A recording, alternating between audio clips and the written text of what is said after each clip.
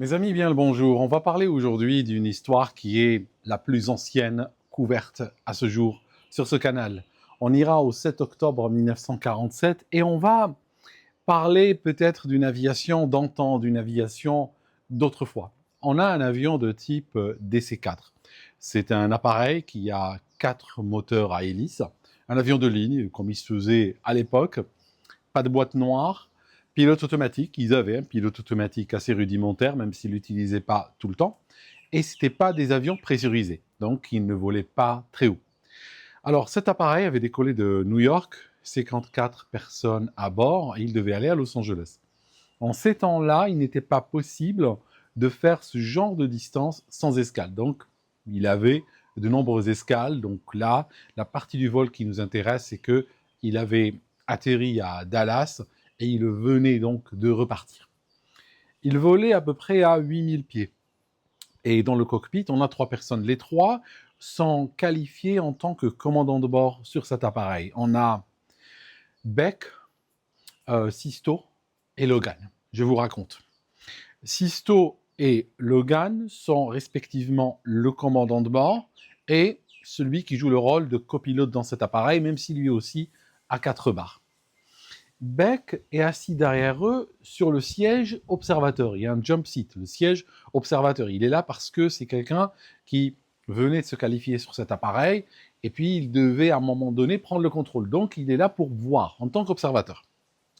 Durant ce vol, alors qu'ils sont en train de garder une altitude d'environ 8000 pieds, qui leur donne à peu près 4000 pieds sol, parce que c'est une zone près d'El Paso, Texas, qui est montagneuse. Donc les montagnes viennent jusqu'à 4000 pieds. Donc même si l'altimètre indique 8000, en réalité ils sont à 4000.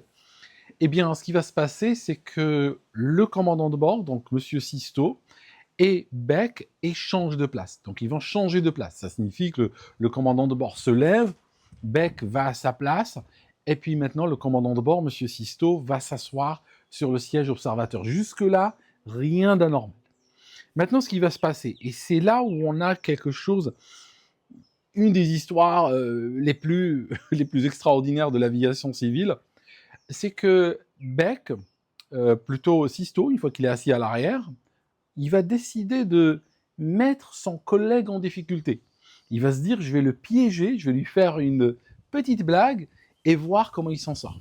Donc, sur le DC-4, comme pratiquement sur tous les avions, il y a un dispositif ou un autre qui permet de bloquer les commandes de vol. Ce n'est pas une option, c'est une obligation. Il faut regarder le titre 14, CFR 25, donc la part 25, qui indique que les avions doivent disposer d'un tel équipement. Il peut être externe, interne, peu importe, mais il y a toujours un moyen de bloquer les commandes de vol.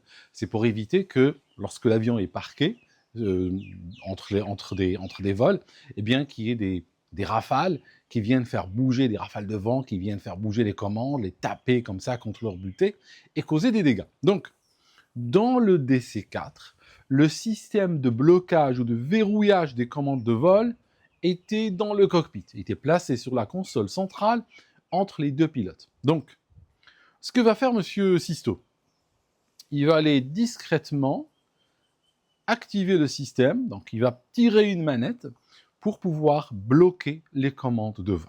Donc, il commence à regarder son collègue. À ce moment-là, durant cette partie-là du vol, le pilote automatique n'était pas utilisé. C'était encore une époque où les gens étaient ennemis d'une automatisation à outrance, donc préféraient piloter à la main. Alors, Monsieur Beck est là, puis il sent un truc bizarre. Il sent que l'appareil commence doucement à se cabrer. Une petite rafale, une petite turbulence, l'avion se cabre, donc lui, ce qu'il fait, il veut corriger, il sent qu'il n'y a pas de réponse. Qu'est-ce qu'il va faire? Il va utiliser le compensateur. Il y a des compensateurs qui vont gérer des tables qui sont à l'extrémité de la surface de profondeur pour pouvoir la faire bouger. Je vais faire un petit dessin pour que tu puisses voir, parce que la cinématique et ce qui va arriver par la suite est très important. Regarde. Si on va au niveau de l'empennage horizontal, on a donc cette partie-là qui ne bouge pas sur cet avion. On a ici notre surface de profondeur. Et en rouge, là, je vais dessiner on a le tab dont je vous parle. On a un tab comme ceci. Elle se prolonge par un tab. Donc, ce qui se passe, c'est que quand le tab va dans une direction, si par exemple il se lève, il pousse sur cette surface-là et elle va vers le bas. S'il va vers le bas, cette surface-là se lève. Tu vois, donc, elle est toujours, des fois on parle de contre-tab, même si celui-là n'est pas techniquement parlant un contre-tab, parce que le contre-tab, généralement, il n'est pas géré par le pilote, juste il bouge dans le sens inverse de la surface en question. Donc, ce qui va se passer, c'est que lui, il veut faire quoi? On est à l'arrière de l'appareil, regarde. Je prends mon DC-10, on est là. Lui, qu'est-ce qu'il veut? Il veut faire piquer l'avion, parce qu'il veut corriger la tendance à cabrer. Donc, il veut prendre la gouverne de profondeur, et puis il veut qu'elle baisse comme ceci. Donc, qu'est-ce qu'il va faire avec le tab?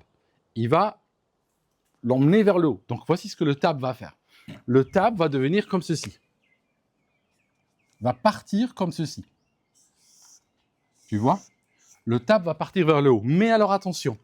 Comme celle-là est bloquée, ça ne bouge pas. Elle ne va pas bouger.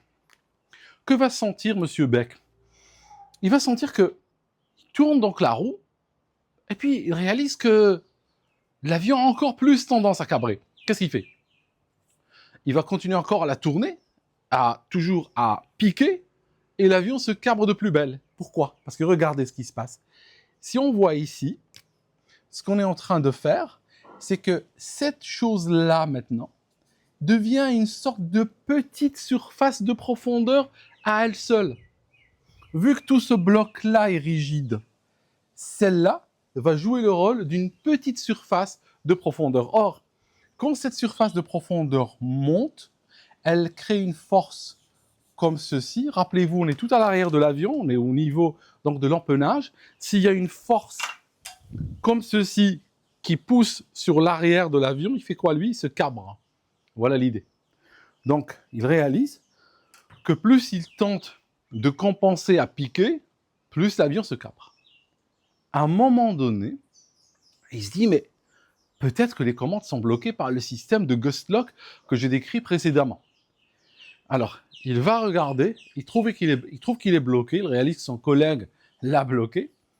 À ce moment-là, Monsieur Sisto, ce qu'il va faire, il va mettre fin à sa blague et il va débloquer le système.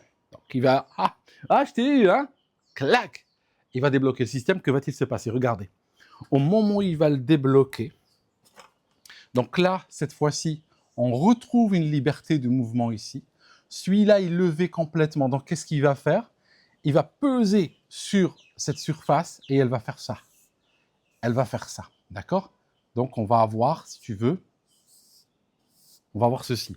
Donc, la commande va faire ça. Donc, la surface part, le manche part, et en fait, on va avoir une méga force, cette fois-ci, qui va soulever l'empennage. Quand la force soulève l'empennage, qu'est-ce qu'elle fait? L'empennage est brutalement... Il était à buter avec son compensateur. Donc, l'empennage est soudainement soulevé.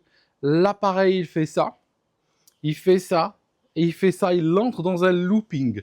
Il rentre dans une loupe, dans une boucle comme ceci. Il se retrouve à un moment donné sur le dos.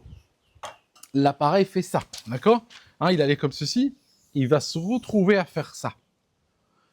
Alors, problème, c'est que les pilotes, alors le copilote, Monsieur Logan, lui, il avait sa ceinture de sécurité, son harnais et tout, lui reste attaché à son siège.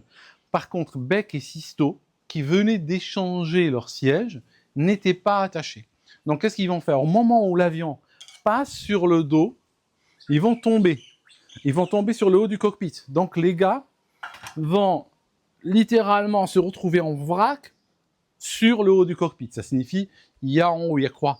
Il y a un panneau avec des instruments et des boutons. Et eux, qu'est-ce qu'ils vont faire? Ils vont tomber directement sur ces boutons-là. Qu'est-ce qu'ils vont faire?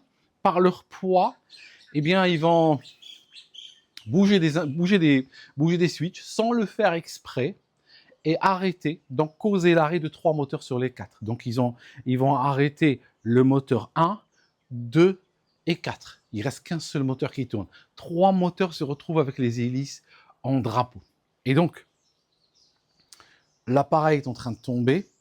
Les gens qui ne sont pas attachés, bien entendu, il va leur arriver ce qui est arrivé à ces deux pilotes, donc se retrouvent littéralement sur contre le plafond, n'est-ce pas? Et puis, ce qui va se passer, c'est que l'appareil continue de tomber, et que fait le copilote, Logan? Il va prendre le manche, prendre le contrôle, tourner l'avion en s'aidant du moteur fonctionnel encore.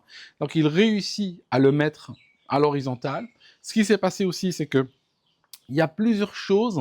Là, on n'a pas de boîte noire, hein, donc vous imaginez bien que ça n'a pas fini hein, dans la montagne. Ce qui se passe, c'est que au moment, comme l'avion avait tendance à piquer, tu vois, ça signifie le nez avait tendance à aller vers le bas.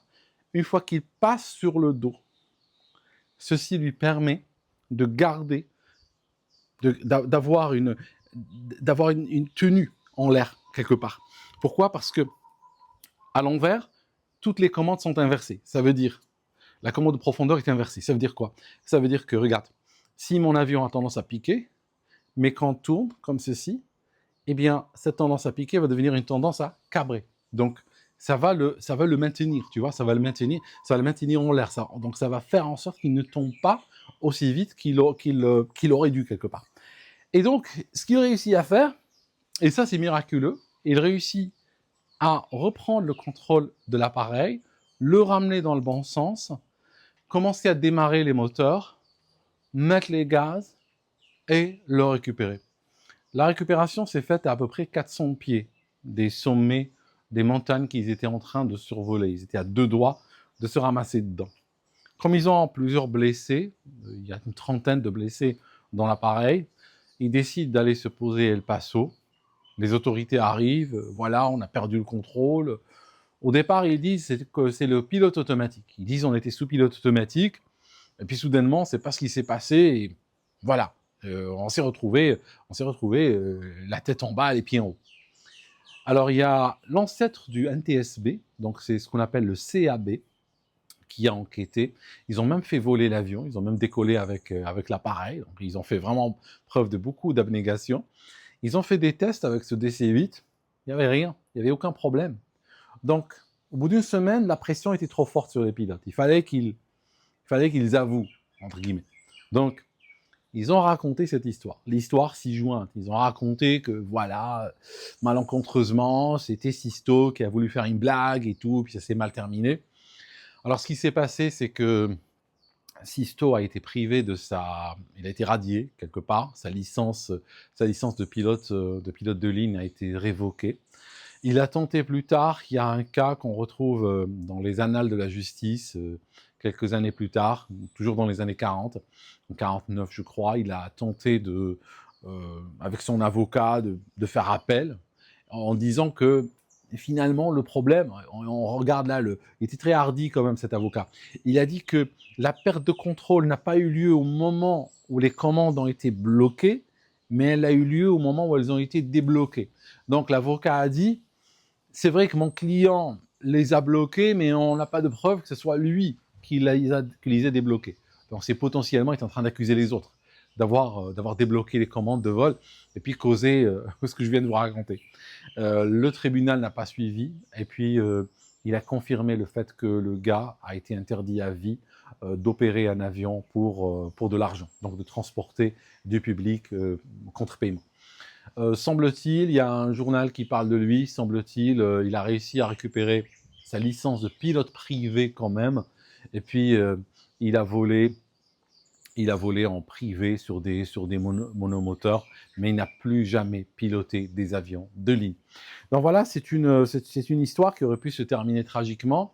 Et en fait, vous constatez que s'il n'y avait pas, comme il n'y avait pas de boîte noire là-dedans, hein, il n'y a ni le CVR qui enregistre les voix, ni le FDR ou le DFDR qui enregistre les données. Si cet appareil s'était écrasé, en plus il faisait jour, il y avait ciel bleu, très bonne météo, on n'aurait jamais compris ce qui s'est passé. On aurait retrouvé des miettes le long de la montagne, et puis ça aurait été un mystère jusqu'à aujourd'hui. Mais en fait, c'était la blague d'un des pilotes. En tout cas, mes amis, merci d'avoir regardé cette vidéo jusqu'ici. Je vous rappelle mon livre, Escrologie, qui défend entre autres l'aviation et qui défend un petit peu notre mode de vie contre les ayatollahs du climat et ce genre de choses. Donc, je vous invite à le retrouver sur Amazon ou bien sur Audible pour ceux qui préfèrent. C'est moi qui le lis, pour ceux qui préfèrent l'avoir en version audio. Merci d'avoir écouté cette vidéo jusqu'ici et on se voit dans la prochaine.